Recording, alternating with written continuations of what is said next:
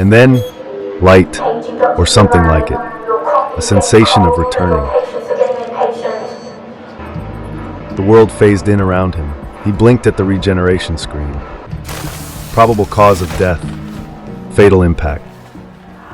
Kael exhaled slowly. Fatal impact, my ass.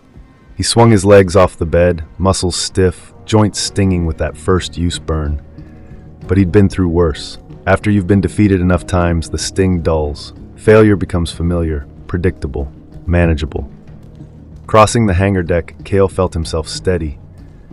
Routine always grounded him. Ship's metal purpose. And there she was, the Reclaimer. A steel cathedral built for the patient. Grim art of tearing futures apart. Kael smirked. He climbed aboard, ran checks, and rose out of the hangar. No contracts this time.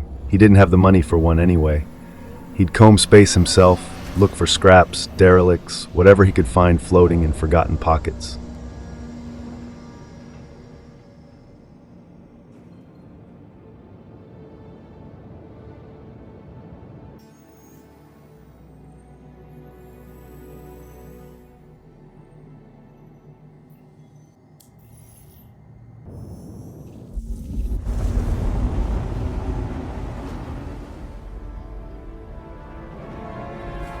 Scavenging without a beacon wasn't glamorous, but it was honest. Well, honest-ish. It didn't take long. A small signature flickered across his scanners, a derelict Aegis Eclipse drifting cold in the dark. Barely worth anything compared to a full wreck, but he wasn't in a position to be picky. Free was free. He latched onto it and began scraping hull plates, watching the filler station grow one slow percentage point at a time. It was tedious work, but relaxing in a strange way. Repetitive, steady. His mind wandered and landed on the memory he'd been trying not to think about. That damn technician. The man had been clearly explaining how the Reclaimer's crushing system worked, how it could pulverize anything down to clean, raw construction composite in minutes. Kael remembered absolutely none of it, because he had been too distracted by the man's stupidly handsome face and that gravelly accent he could barely follow. Determined not to look like a fool again, even if only to himself, Kael started tearing through the ship to find the control panel for the crusher. He checked engineering. Nothing. Cargo bay systems? Nope. He went up ladders, down ladders, across gantries, through pressure-sealed utility passages. He circled the salvage arms, inspected the grinders, checked the power feeds. Nothing. The man had said the controls were obvious. Obvious where? Kael was getting annoyed and sweaty. Then, as he dropped into the cockpit to rethink it, he froze. There it was, plain as day. The crusher controls were in the co-pilot seat. The whole time, he stared at it, deadpan.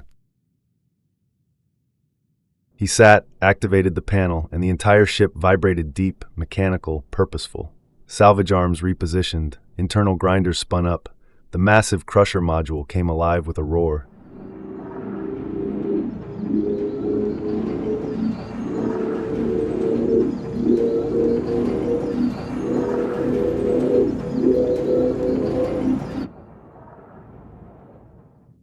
It exploded into a brilliant burst of debris as the Reclaimer devoured it, chewing through alloy, composite, plating, circuitry, until the remains poured down into the processing bay in clean, molten chunks of raw material. Kael's jaw dropped. He'd been doing this wrong. Terribly, embarrassingly wrong. He had wasted so much SCU in the past. Now he understood the machine. Now it felt like everything up to this moment had been preparing him for this exact breakthrough. For the first time all week, he felt something warm in his chest. Hope. Smooth sailing from here, he murmured, leaning back, a small smile cutting across his face. Or at least, that's what he thought. Kael set his course with a tired confidence, watching the orange line on his Moby-glass stretch cleanly from Stanton Gateway to Levski. Stanton meant traffic. Traffic meant opportunity. And opportunity meant ships, bigger ones, left adrift by pilots with worse luck than his own.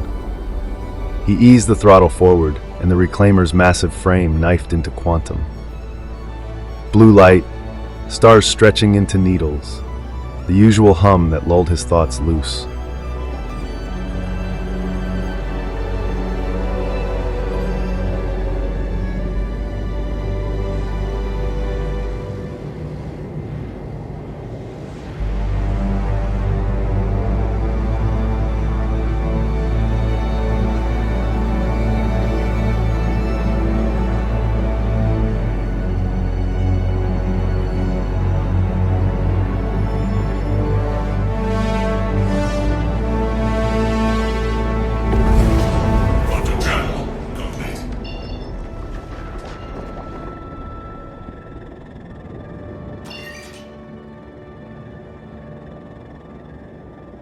As always, the jump gate wasn't a tunnel, it was a confession booth. And somewhere between Nix and the Stanton jump point, an idea surfaced. What if derelicts weren't random? What if there was a pattern to the dead? Every wreck he'd ever reclaimed was the remains of somebody's failure. And failures happen most often on missions. He replayed the last few days, every stroke of luck, every scrap of metal, every dead hull floating like a gift. If wrecks were the gold, then missions were the map. People failing missions meant abandoned ships, and abandoned ships meant salvage. It was a gray idea, clever but gray. He didn't like gray, but he did like survival. And then the loophole formed fully in his mind. Take mercenary contracts, not to complete them, but to be near the fights where other people would fail, where their ships would remain, where he could sweep in afterward and reclaim what they'd lost. The ethics of it twisted around in his chest. He wasn't harming anyone, he wasn't stealing from the UEE, but it still felt tricky. Until he realized who he'd take missions from. The Headhunters, a group he owed nothing to and certainly no loyalty. If he was going to sabotage missions, he'd sabotage their missions. On behalf of the UEE, he told himself. That made it feel cleaner, lighter, almost righteous.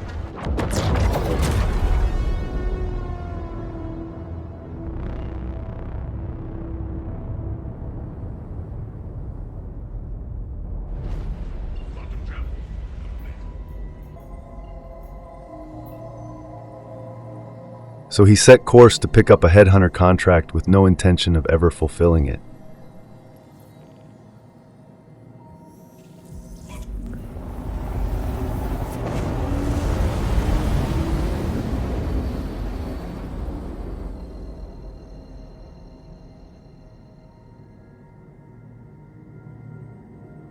When he arrived, they were expecting help. What they got instead was confusion.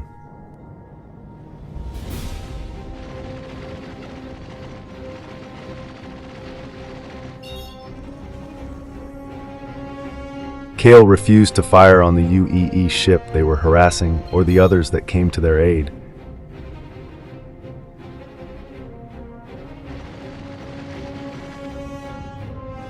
So he let himself take the hits, absorbing fire, disrupting the battle, giving the innocent pilot enough space to escape.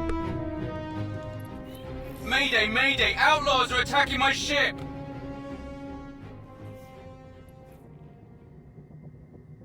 Where the hell are you going?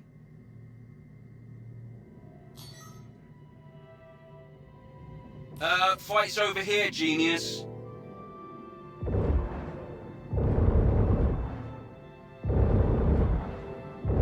Keep the fighters off me so I can work. Fight's over here, genius.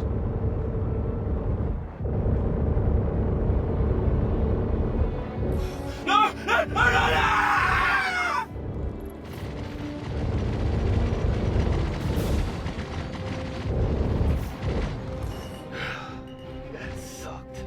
Maybe dust up your A-game for next time, huh?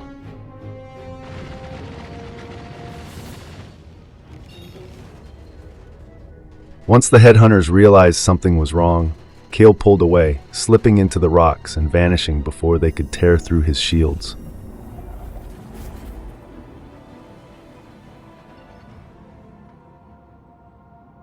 And the plan worked. As soon as he was clear of the danger zone, he followed the trail of debris they left behind.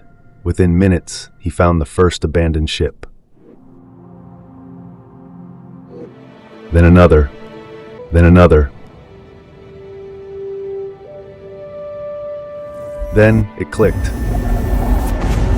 He realized this wasn't a desperate idea. It was a system, a method, a way out.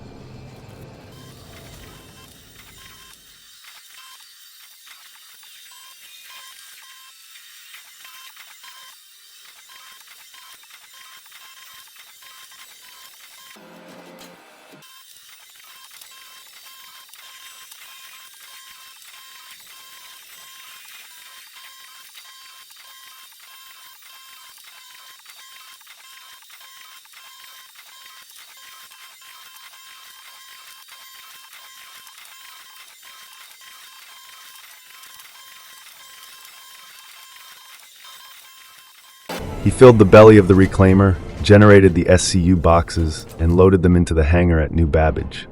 The work was slow, repetitive, physical, but it was also hope you could stack in a corner and touch with your hands.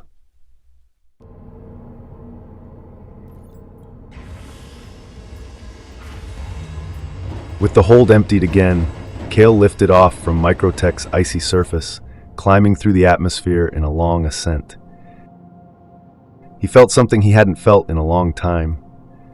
Fortunate.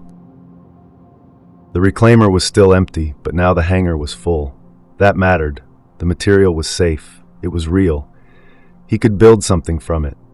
If he kept at this, he might actually walk away with $1 million. A long shot, sure, but Sidus Rimor had always lived off long shots. Then, like the universe was listening, he got a sign. On his way back toward Yella, planning to sabotage another headhunter mission and search for more wrecks, he found it.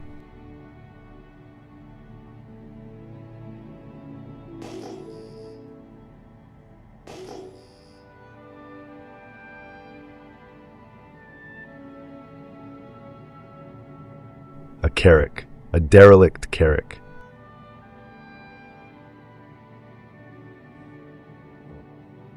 Just hanging there in space, quiet and lifeless. One ship, enough salvage to fill the reclaimer in a single run. The Carrack was suspended in the light of Microtech's sky, like it had been placed there deliberately, as if the universe said, "You've earned this."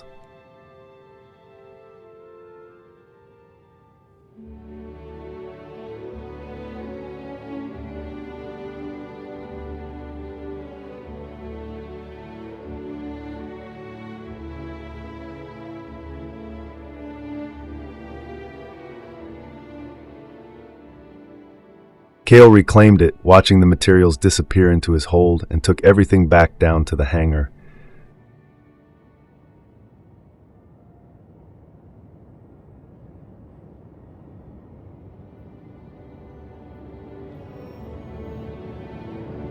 Another stack of hope. Another step towards something real.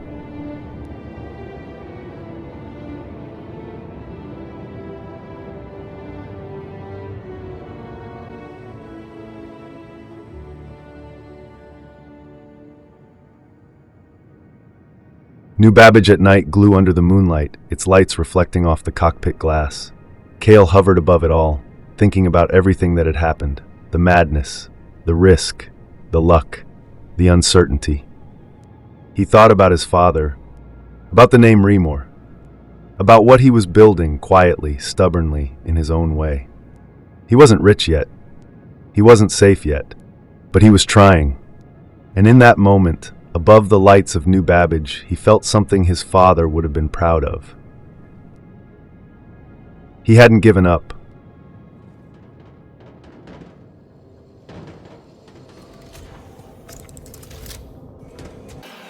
The reclaimer's cargo bay echoed like an empty metal music hall when Kael walked in, mag clamp in hand. He remembered the mistake from last time, those endless rows of 1 SCU boxes, every single one needing to be muscled onto the elevator one at a time. A punishment disguised as productivity. Not today. This time, Kael was smarter. He set the first terminal to begin fabricating 16 SCU crates, sturdy, clean, efficient. While that one printed, he flicked the second terminal to life. The two tools hissed and hummed in alternating rhythm, releasing finished containers in a near-perfect cadence. One crate locked, another finished, one slid into place, another dropped into existence. For once, the verse gave him flow instead of friction.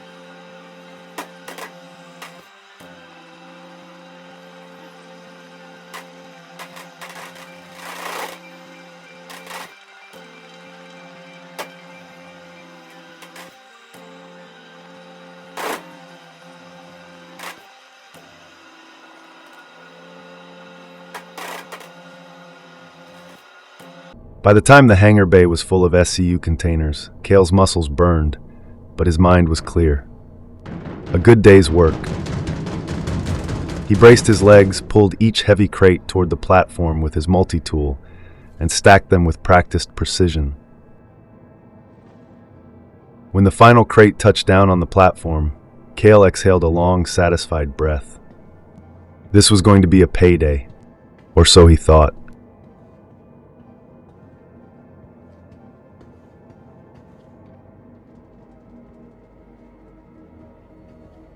He took the train into the Trade and Development Division.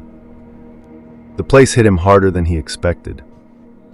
The glass ceilings, the soft white glow on the marble flooring, the lush green plants that never wilted, even in the dead cold outside.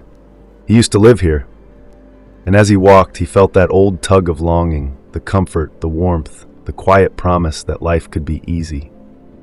He missed it, but you can't afford what you can't afford. And mistakes had their price.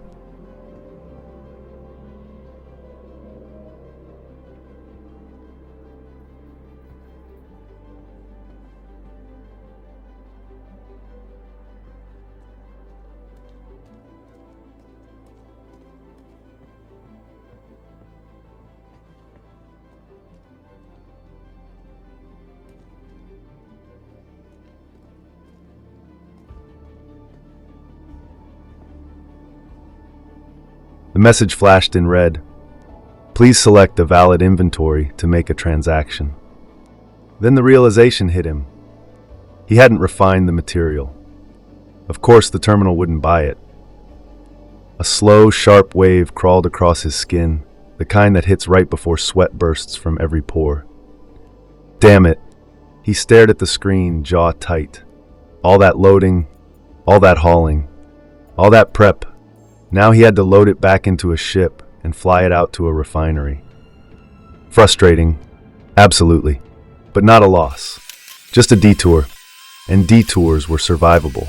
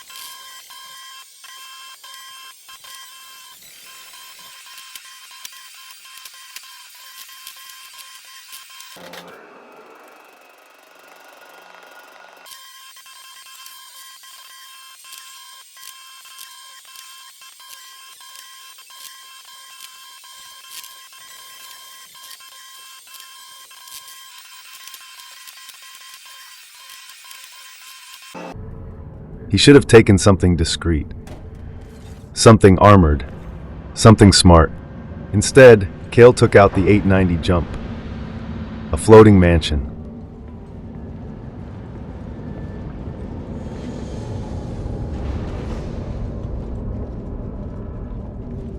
He knew using it for cargo was ridiculous. He knew flying it without an escort was asking for trouble. But fatigue had its own form of entitlement. And after the week he'd had, he wanted comfort, wanted the soft lighting, the warmth, the quiet hum of wealth around him. If someone wanted to rob him, they could try.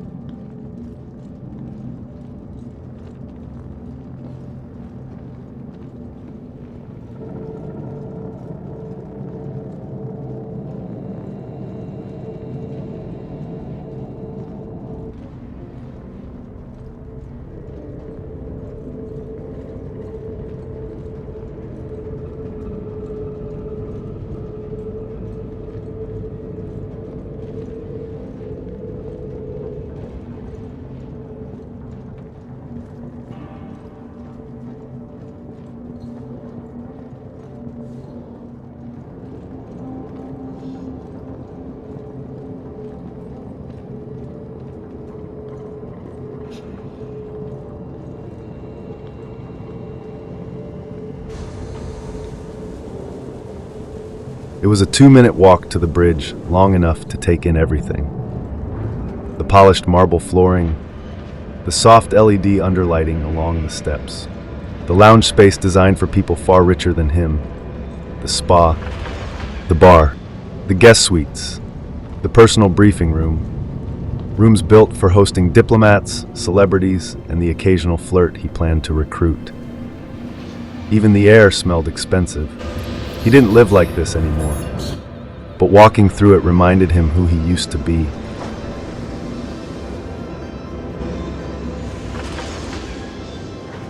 And who he was becoming. Thank you for visiting New Babbage, the proud home of microtech, where creative innovation meets innovative creativity.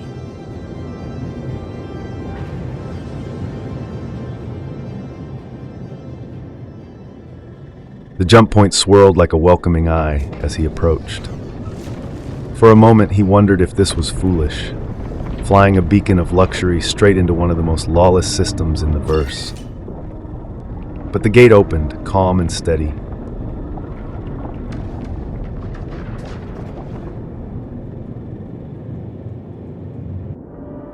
And he went through,